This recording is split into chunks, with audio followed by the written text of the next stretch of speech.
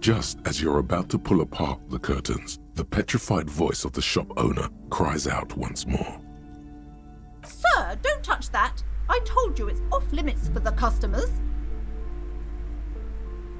Parapsychologically speaking, we're dumb if you decide to open them. I won't be held responsible for the consequences. It's too dangerous.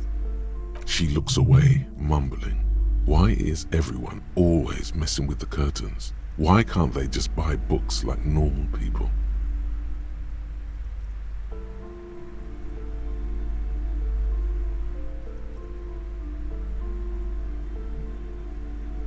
No, it's just a storeroom for the employees, I told you. Now please step away from the curtains.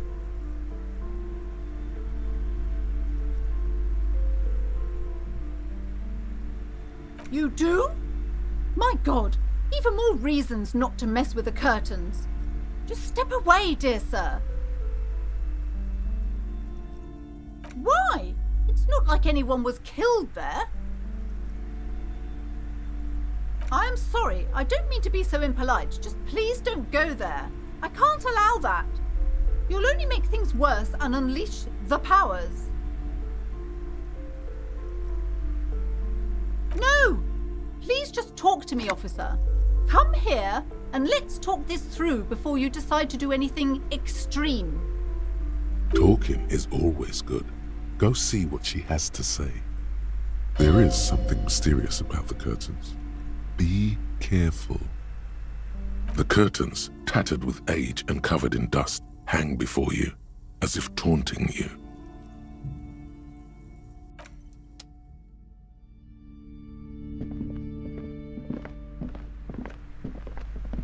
Hello again, esteemed officer, and welcome to Crime, Romance, and Biographies of Famous People. I already told you, it's just a storage room for employees. I don't understand why it's so important to you. Just let it go, officer. Go buy some goddamn books. You're supposed to be drawn to the books. She recites it like it's a poem, or like she's playing a role she's grown tired of.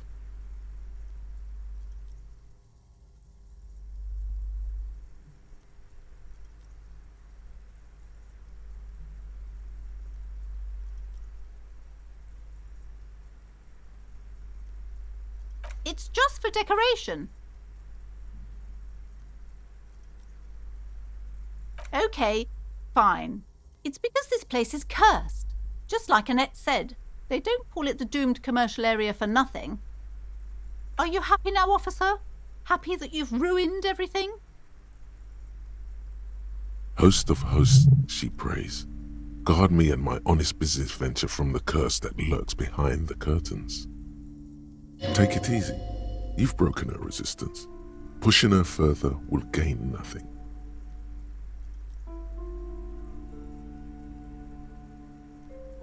The curse is so much worse than you could imagine.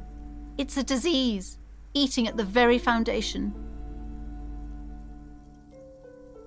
It's the curse of financial distress, of ruin and bankruptcy. Didn't that curtain just move?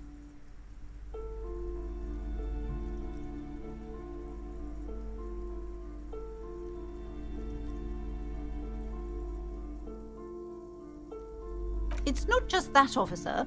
We're dealing with something supernatural here. It's the cacodemons feeding off bad business practices and disappointing income statements. There's something wrong with this building, I can tell you. Ever since I arrived, I've sensed an eerie lingering presence, as if I was unwanted here. Sounds familiar. Truly so? Perhaps the dark energies are leeching off you. You shouldn't stay in the store too long. It may be dangerous.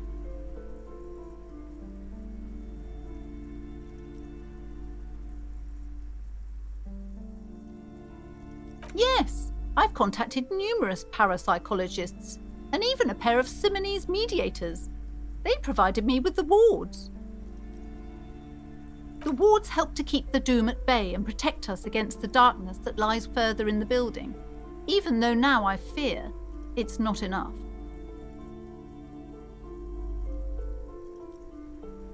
Oh, this? No, it's a special Himian amulet, blessed by desert pygmy shamans, with a spell of compulsion. It's to compel people to buy books. There are numerous spells cast throughout the store.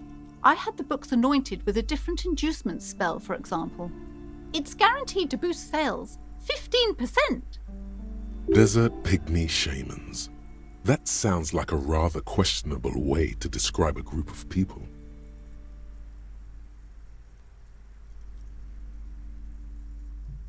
Most certainly not. I don't want anyone who's not familiar with the psychic arts to get involved in this mess. Stay away. Leave the spirits be, so they can return to their slumber. My liege, you know what this case calls for? A para-detective.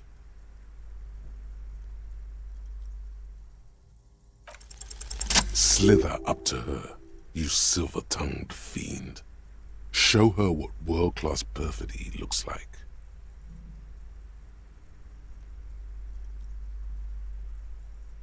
Are you sure? Don't think I haven't seen charlatans before.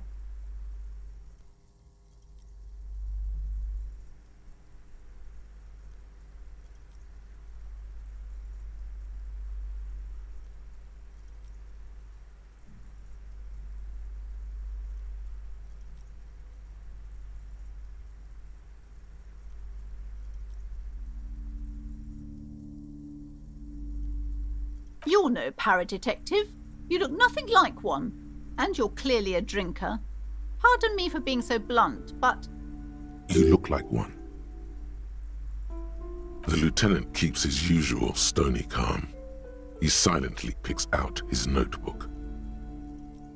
Go ahead then, rock her world, he thinks. I'll compose some notes.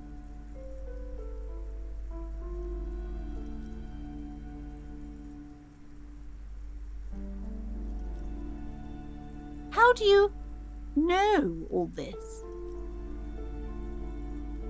Here we go.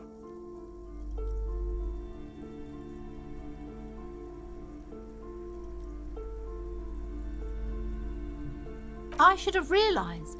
A pattern lies within the fabric. The hand of fate guides us.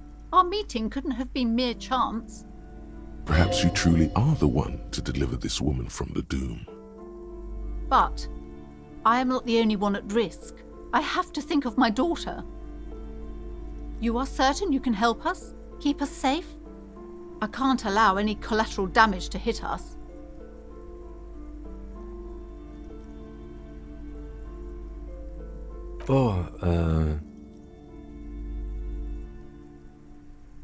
Certainly so, ma'am.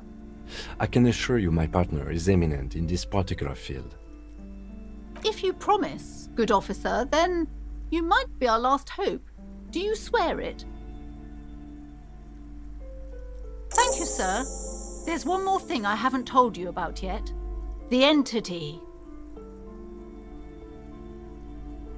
Do not act surprised. You know of these things, sire. You have? The entity takes the form of a woman, a witch probably. I've suspected that she must be connected to the curse ever since I first saw her. Did you know that she lives inside the chimney?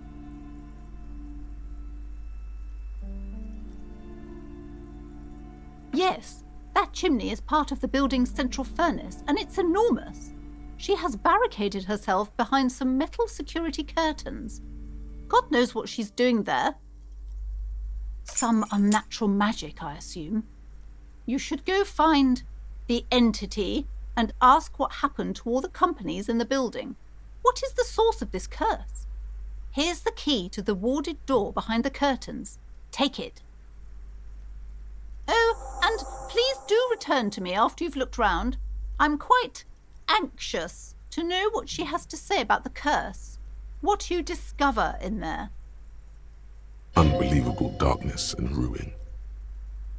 What you discover? Probably just some office space. Don't be scared.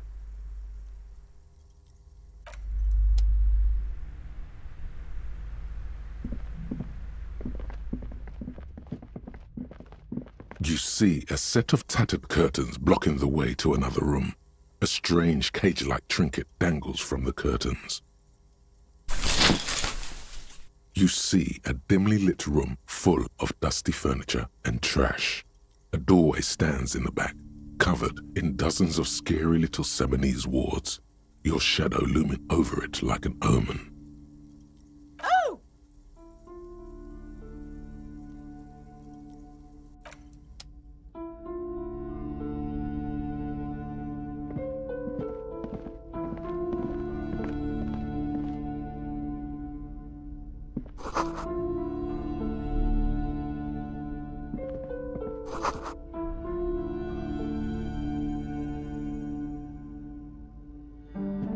A heavy door with a missing handle stands before you, covered in dozens, if not hundreds, of Seminese trinkets and charms. It appears to be locked. Only an echo. No one is there. A hollowed-out, dark echo. After exerting some force, you manage to turn the key. It's eerily silent. The door slides slightly open, letting a draft of cold air into the room. You feel the tiny hairs on the back of your neck rise up, as if someone's standing right behind you.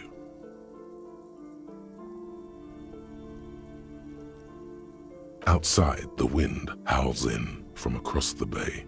The building at Rue de Saint-Ghislain stands like a matchbox on its side, with men inside like little wooden sticks ready to catch fire.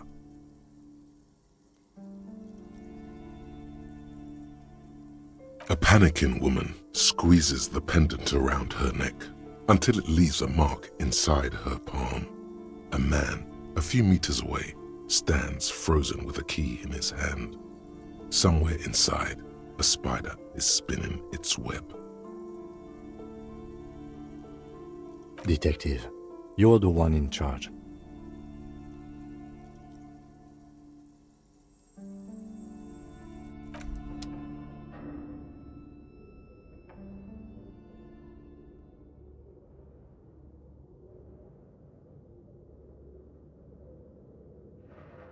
What is this place?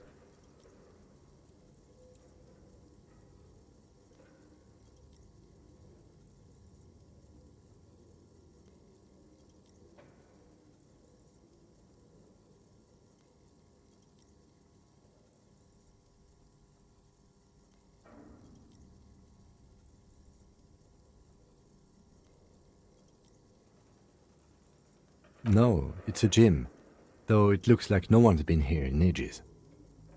I doubt the electricity still works. Good thing we have a flashlight on us. Don't forget to take it out of your bag before we move on. Some specks of dust shimmer in a faint beam of daylight falling from the window. Other than that, the room is dark. An eerie feeling rises in your chest.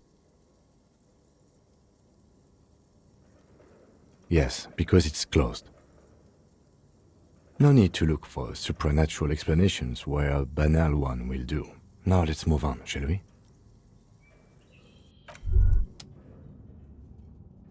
Do you feel that?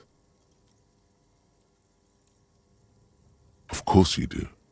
You don't even know what it is you're feeling. But you can feel it. That's the mark of a true remote viewer. The time has come to connect to RVD HQ. By establishing a connection, you'll have proved yourself worthy as a remote viewer. Everything all right, Detective? This again? Come on, Detective. The joke has gone on long enough. Ignore the lieutenant. He's never connected with anything paranatural. You're on different planes, metaphysically speaking. It takes time to block out the sounds of the world. But once you do, it's like you're on a wavelength. Not like any natural wavelength. No, there seems to be something on the other end. If only you could listen closely enough. Oh, for God's sake. This is a bunch of Bzzzt. Do you copy? This is RVD HQ. Anyone there?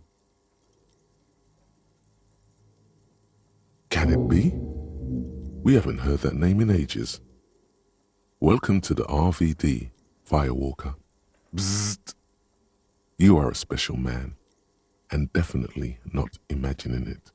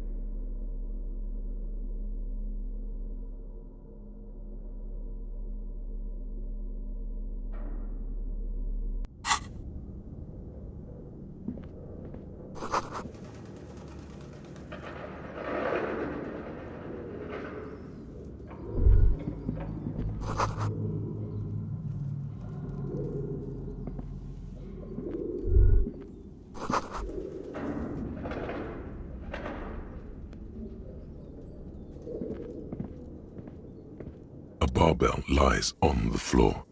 The color has worn off its weight plates. It's 60 kilograms. Your triceps hum at the sight of these weights. Show the world what kind of beast it's dealing with. Lift them. There are no collars on the barbell. This is a safety hazard. Why does it feel so familiar? No, it's not that. It's the stale smell of rubber, the squeaky sound of sneakers, your bruised knee against the mat, and a whistle. Then the feeling is gone. It's just a memory.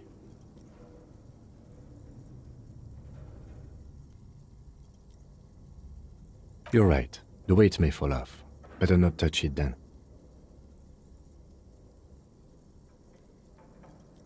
It would be a violation of EPIS safety regulations if the gym was still operating, but it isn't. No one's supposed to come here anymore.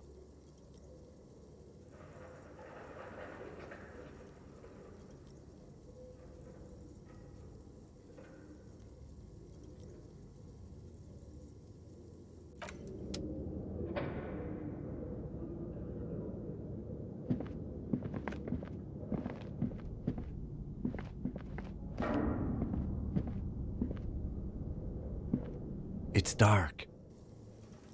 And the flashlight works a lot better if you hold it in your hand.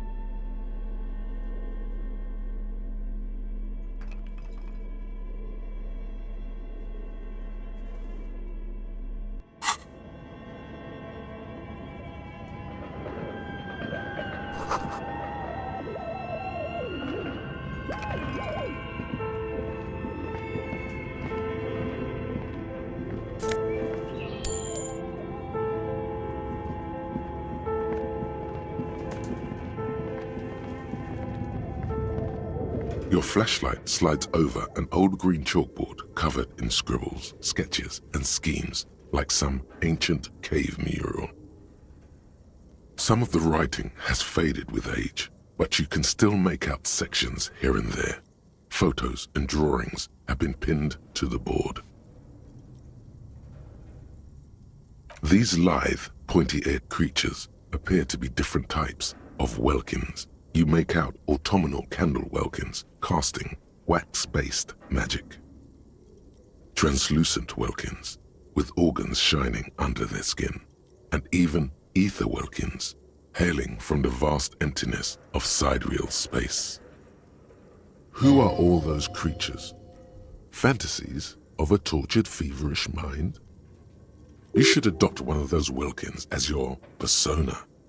No longer a mere man, but a welkin. One of the welkins, towering among the rest, appears to be different, however. It's Vara Hamira, a high welkin, his face white and scarred like cracked marble. This is clearly a welkin supremacist. The note says, all non-welkin races will be purged.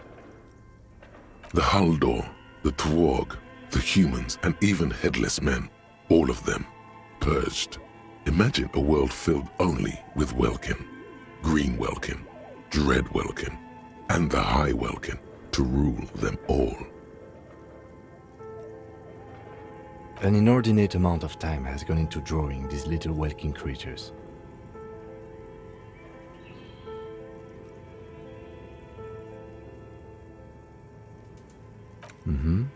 Political commentary. That one has a great beard too.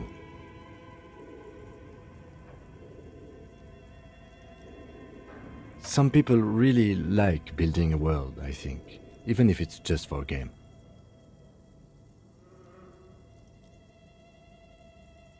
This looks like concept art for a project. It's not really real.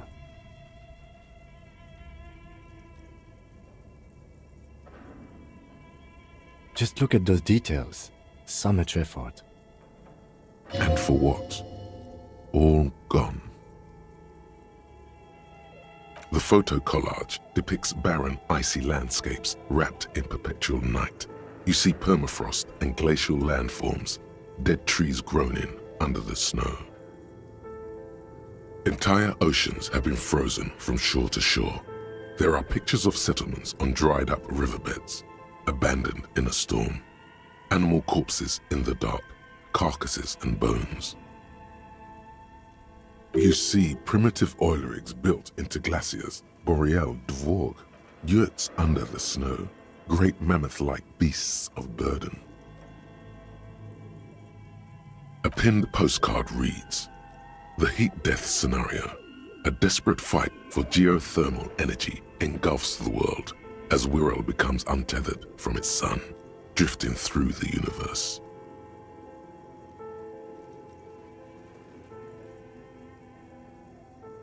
This is a monthly calendar from the year 50. Cryptic words like sprint, daily minimi, and GPI span the marker-drawn grid, the grand scheme of production and money. It looks a bit like an academic calendar, only much more brutal. Minimi stands for a mini meeting. It's part of a bigger framework for managing work called RUN. Station 41 tried to implement it a few years ago, but failed. As time goes on, the numbers in the boxes grow rarer and rarer.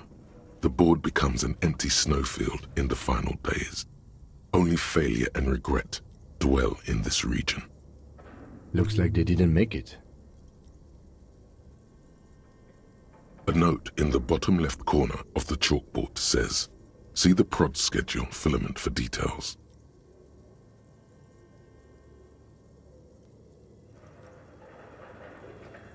The handwriting is only partly legible, but you can still make out 3 slogans: "Call in, tune out," "Wirral untethered," and "Heat death of the universe."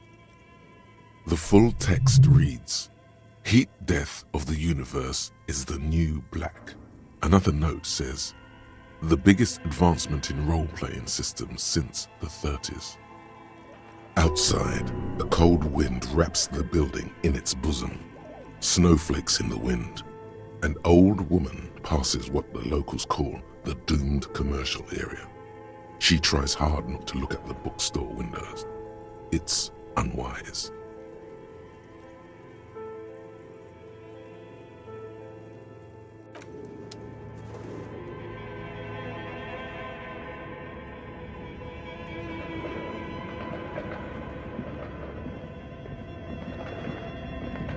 This appears to be some kind of machine with a cube-shaped heart and a wired framework.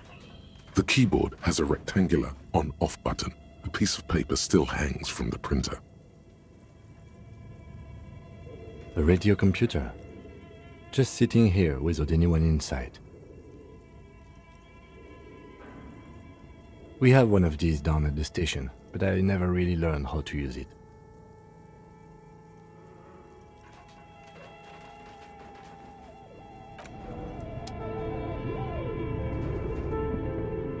This old fireplace is covered in lines drawn in blue and red marker, the mesh spreading over the stone like blood vessels on alabaster skin.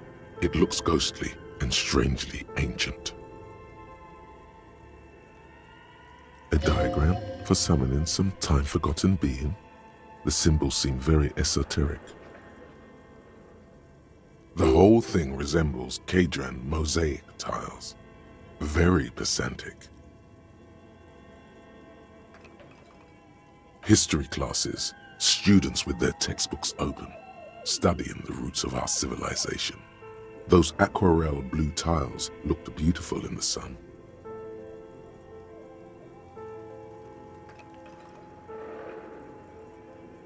Radio frequencies, it seems. UKV 123.6, UKV 123.7, UKV 123.9. Some written notes, too. Sparse and cryptic. Unclear. It looks like a cardiovascular system split into veins and capillaries. Very advanced.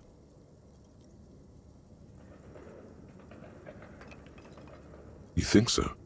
The web is comprised of radio stations, all lead back to one red heart, titled the Game Master Frequency. A note says, this one can listen in on any station it wants. Someone very important.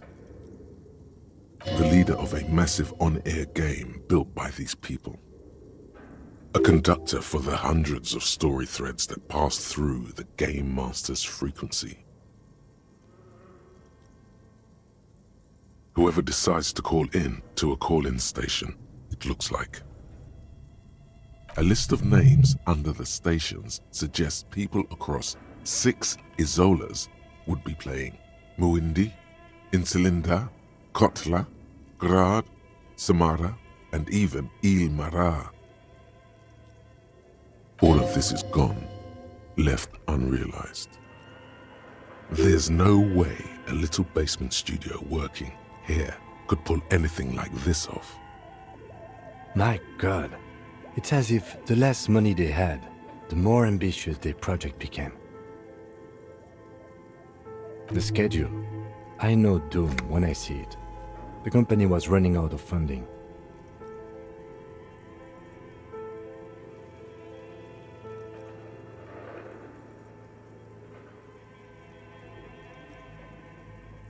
Nothing. It's just lines on marble. An echo from times long gone. No one has used the fireplace in ages.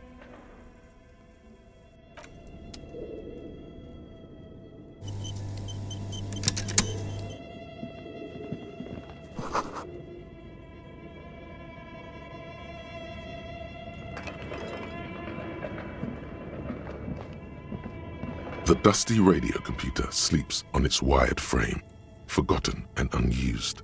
The machine lights up like some prehistoric animal stirring from its slumber, revealing fluorescent play and print keys on the keyboard.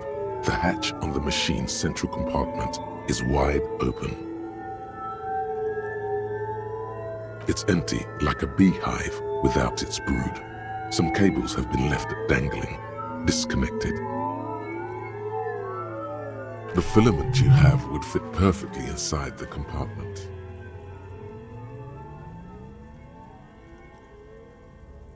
Like a smooth draw, the filament slides into place. On the keyboard, the play key starts blinking. A bar of fabric right above the keyboard starts producing a soft hum. The sound of static seeps through the machine's planar magnetic driver. Have you stirred the ghost of the doomed commercial area from its rest? Could this be its dismembered heart beginning to flutter? The static gets louder, slowly filling up the abandoned hall, until a voice speaks out, crackling and old, cutting into the air. Good afternoon. Fortress accident en rue de Saint-Ghislaine. This is East Insulindian Repeater Station 1. Please repeat. Is this the production schedule?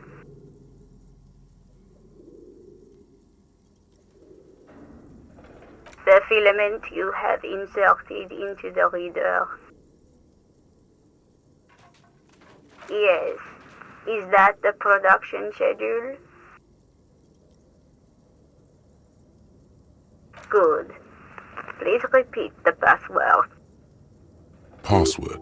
Of course it would have a password. That's why there's a human administrator involved. You should ask her for a hint.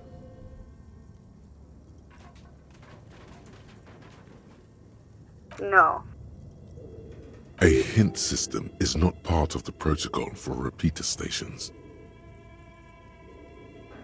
Still no. I am contractually obliged to protect the privacy of the filament holder for stress accident. Without filing a warrant with Lintel, I cannot give you access to this filament. I'm afraid we are not doing that, unless we want to wait for a month. Now, can you please repeat the password? Received. I will register this login attempt. Don't worry.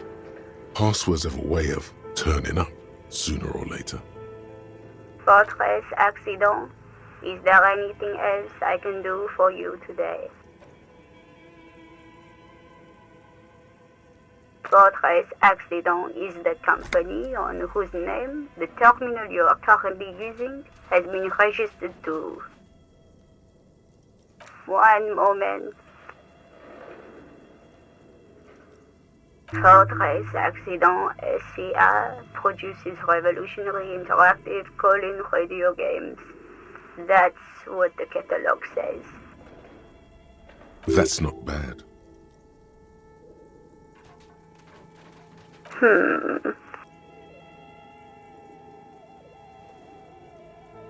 Any other questions?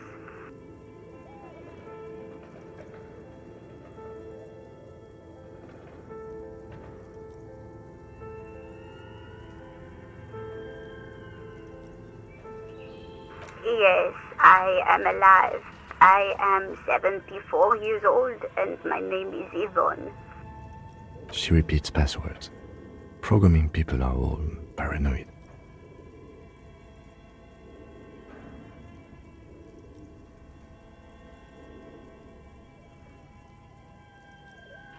I work as a repeater at the East Insulindian repeater station. It's my job to know where you are, Fortress Accident. As for me, well, I am sitting in my cubicle, surrounded by a wall of radios. On an island on the river Esperance, a small woman, all skin and bones, sits in a room filled with audio equipment.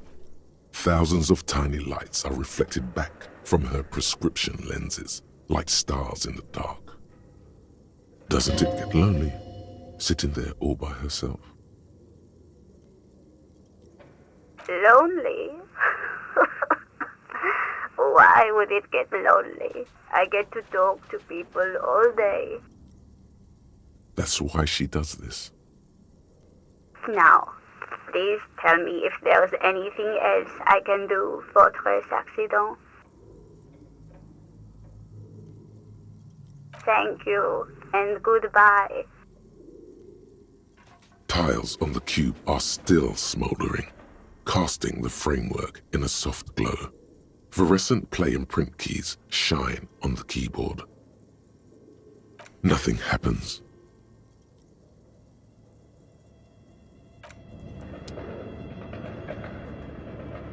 Okay, what do you think is going on with that computer, chalkboard, and fireplace?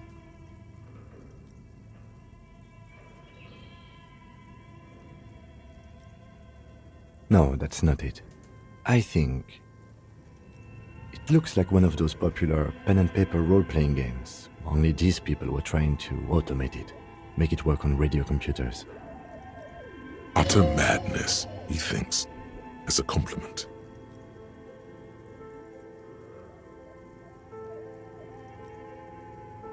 Not to my knowledge.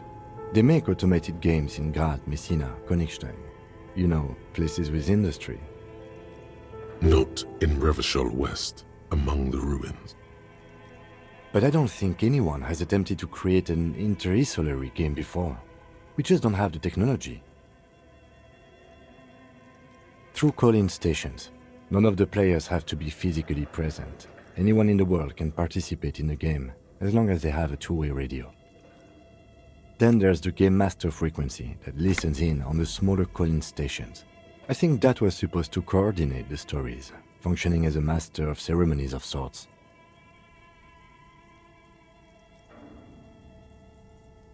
Indeed, those Welkins are a dead giveaway. Role-playing people love that stuff. The world looks like a modified version of the WeWorld board game, with hit death thrown in. Super cool. Someone should give them millions of real immediately. This game is too good to be left unfinished.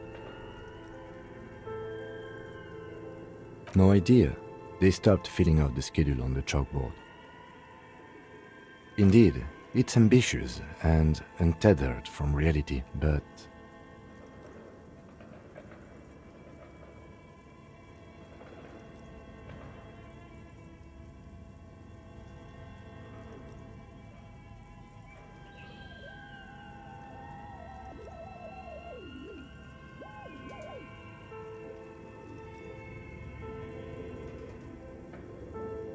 it's too late for that, I'm afraid. Okay, let's keep moving.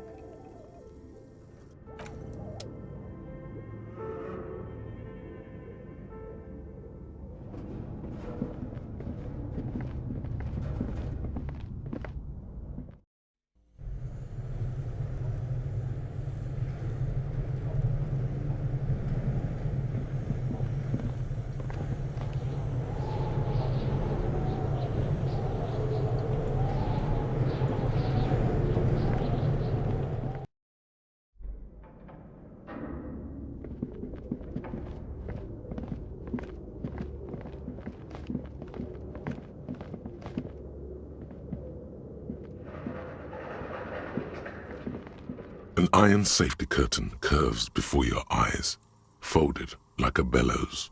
It covers half the room, blocking the way into a colossal industrial chimney. This must be where the entity lives. What an odd thing to do. Nothing happens. Still nothing. No one's home.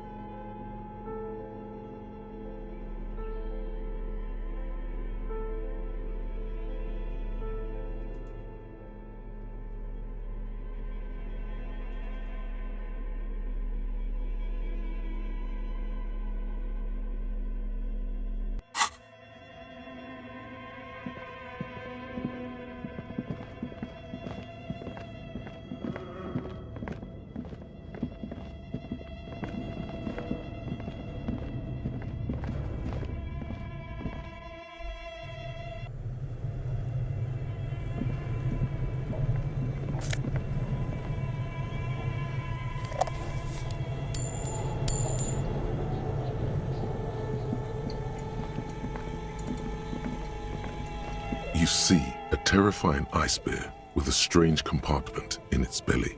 The door is covered in frost and the bear's eyes are glowing red. The bear looks oddly realistic. Is it taxidermy? The lieutenant doesn't answer. His eyes are glued to the animal. A sharp slice of light shines out from its mysterious belly door. A gust of freezing cold air rushes to greet you. You hear a low grumble as the bear regulates itself. This is the inside of a refrigerator. The lieutenant takes a peek inside. His hand has found the holster of his gun. Of course, just a giant ice bear-shaped fridge.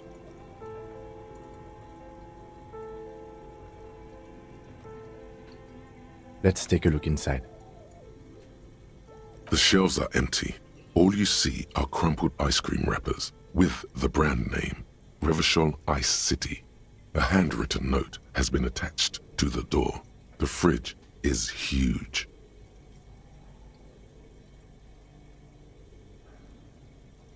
You pocket the note and the little fridge magnets keeping it on the door.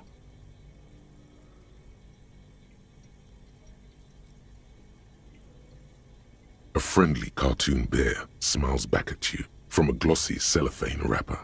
It looks nothing like the fridge. The paper still smells of vanilla and chocolate.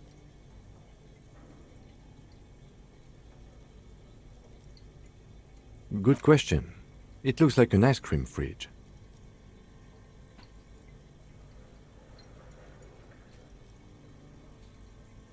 I know. What an unfortunate marketing choice. What is even worse, the bear is still costing them money to this day. The fridge buzzes with energy. The electricity bill on this thing must be catastrophic.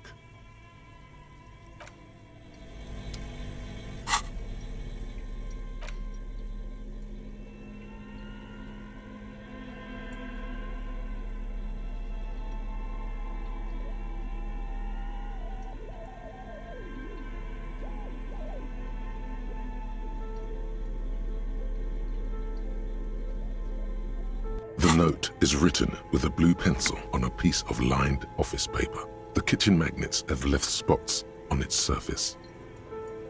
Does it say anything interesting? This is tangential at best, but the lieutenant's detective instinct is still active. Someone has scribbled, S. I can't believe the off-site copy is still here. The illiterate ginger kid keeps stealing stuff from the studio, so I had to hide it somewhere safe.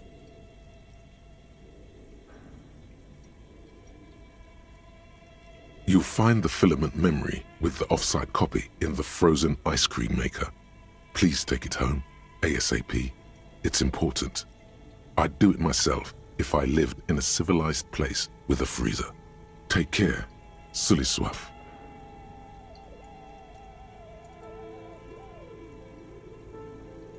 Looks like someone from that radio game company upstairs. I'm a little surprised they just left their property lying here. That's implausible. It belongs inside a radio computer, storing its memory. It's like a tape. You listen to disco tapes, right? It's like one of your disco tapes, only for a computer.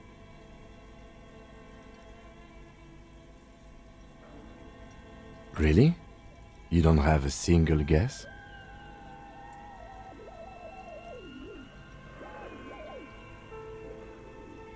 Oh, I'm sure that child would love to get his hands on a filament memory.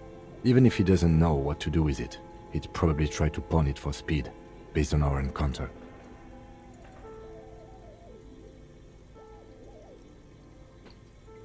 I don't know. I assume it's somewhere close to the ice bear fridge.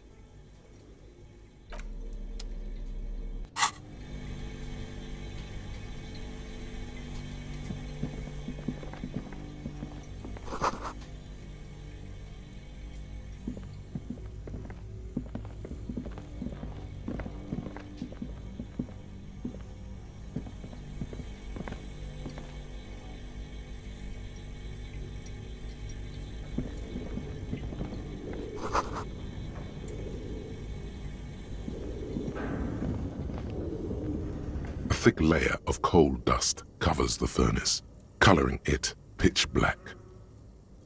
Looks like this furnace has a face, and it's a face of agony. Looks like it. Looks like an old central furnace used to heat the building. It's connected to the chimney. No one has used it in ages. No signs of any recent fire. Only dead rats. It's dark and grimy here. In the darkness you can hear chatter. It's coming from above. A voice or several voices talking to each other. Near the smoke chamber, upstairs. The echo is so prominent, it's impossible to discern what the voices are saying or what's producing them. What are you doing?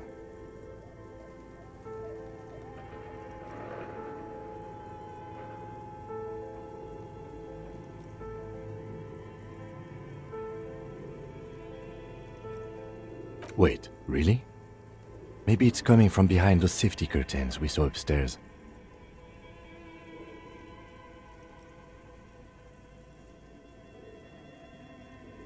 You're right. The rooms do look like they're connected. But malignant entities don't exist. At least not the supernatural kind. Always has to be the skeptic, this man.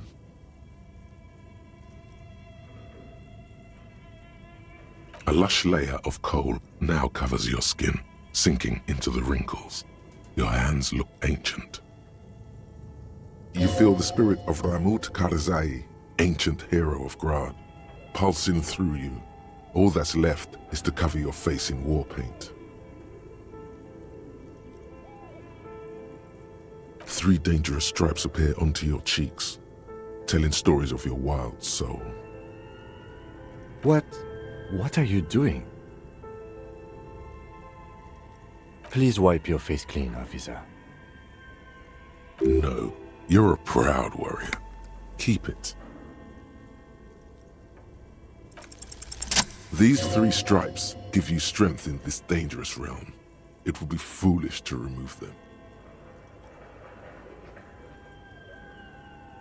And this protects you.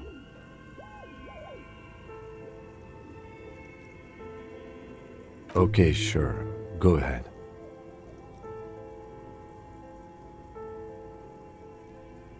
Just pointing out. This is not traditional Seminese war paint. No idea where you got it.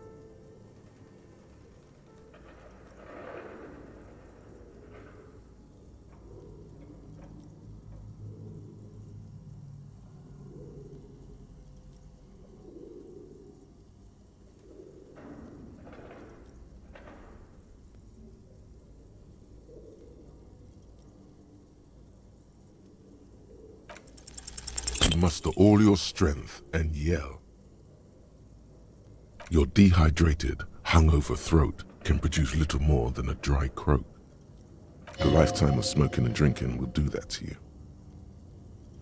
The chatter from the chimney continues on as before. You seem to have made no impression on whatever's up there. Then again, maybe it's worth actually trying something up there. Maybe you should let your voice rest, officer. Try again later.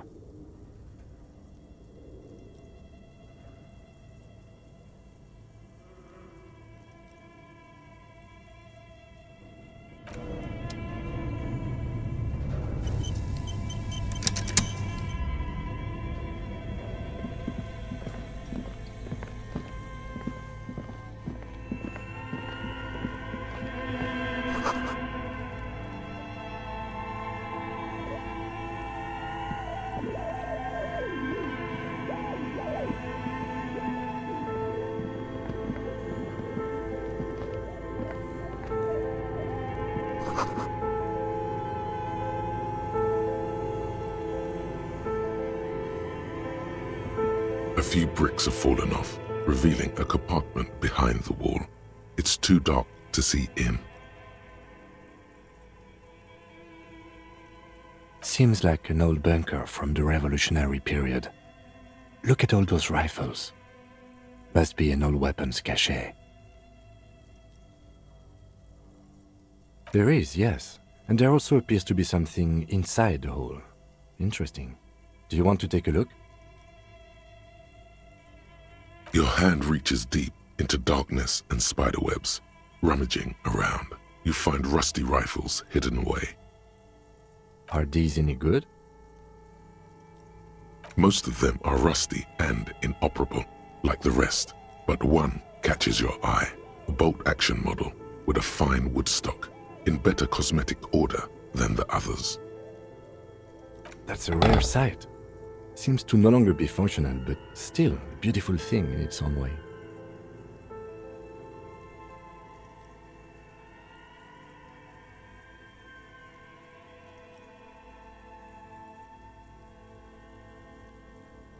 It means there are firearms, albeit inoperable, still lying around in Martinez. It's an interesting coincidence, I would say. Might come in useful in the future. He likes this find.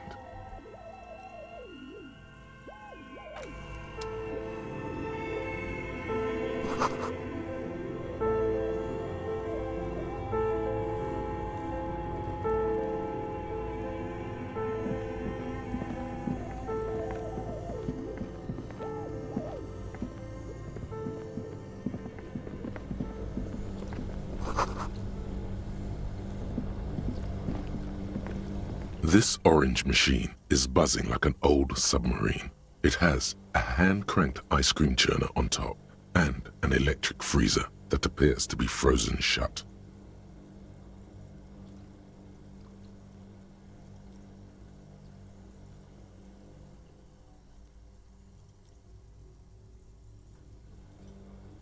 Turning the crank feels oddly satisfying, like stirring your childhood dreams. In the distance, you hear water dripping. It's all gone now. You'll never become a poet or an entrepreneur. You slip your fingers under the frozen lid, but the ice is too cold for you to get a good grip. A pry bar would come in handy here. If you want to try again, then you need to have the pry bar in your hand, detective. Equip the pry bar by going to the Tools tab in your inventory. From there, you can equip it to a held slot.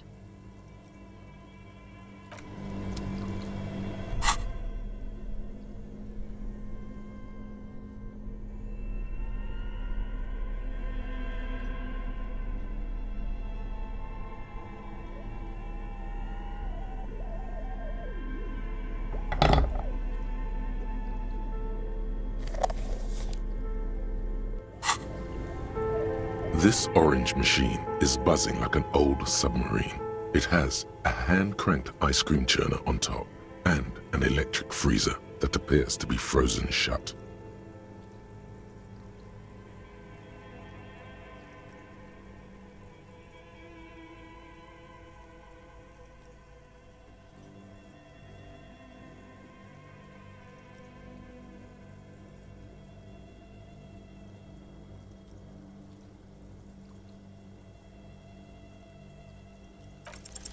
The ice squeaks beneath the pry bar.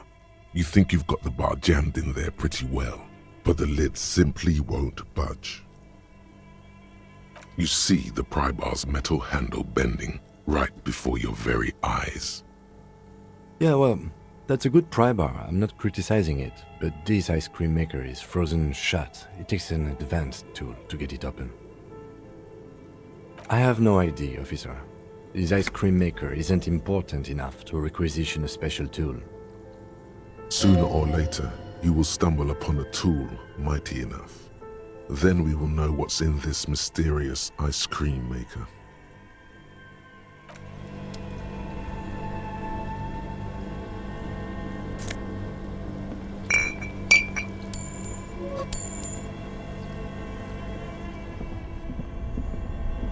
Two cables are plugged into the breaker box. The red one leads to the ice bear fridge and the black one to the ice cream maker nearby.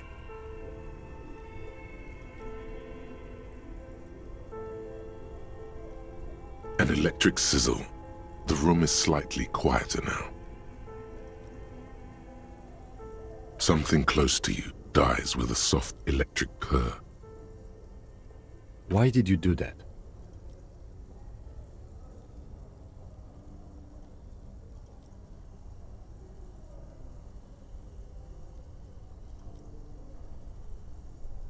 The lieutenant raises his brows, but doesn't say anything. The electric distribution board now has one cable missing.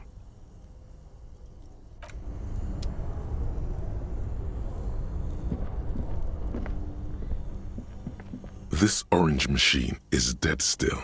It has a hand-cranked ice cream churner and an electric freezer. The ice around it slowly melting.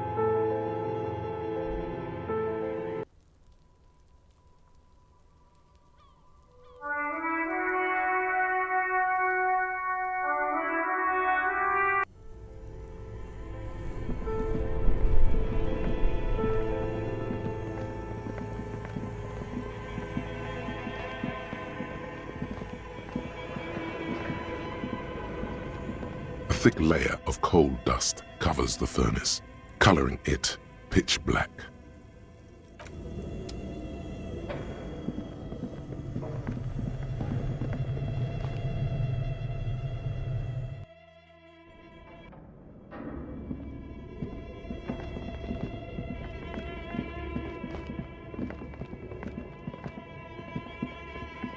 As before, an iron safety curtain curves before your eyes. It covers half the room, blocking the way into a colossal industrial chimney. This is directly above the central furnace in the cellar. The voices probably came from here. Again, your voice becomes a raspy croak mid-sentence. It's silent in the abandoned office building. No one answers you. A sudden bout of self-pity comes over you. Sire, may we suggest something? Think of the yelling into the furnace as a grand performance.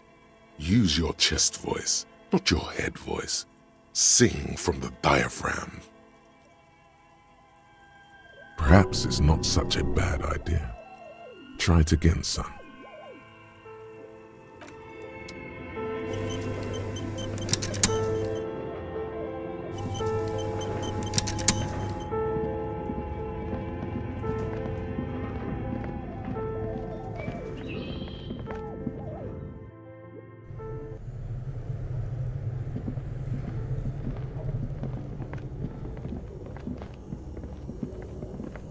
A thick layer of coal dust covers the furnace, coloring it pitch black. Something breaks loose in you. A mighty bellow echoes throughout the chimney's depths. The chatter of tiny voices above suddenly cease.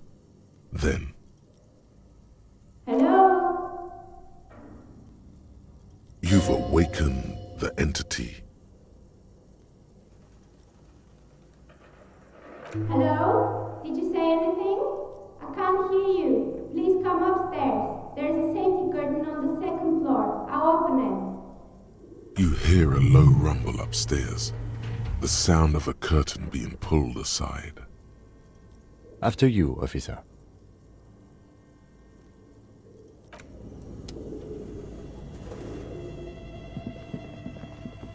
The bear's eyes are dead and empty.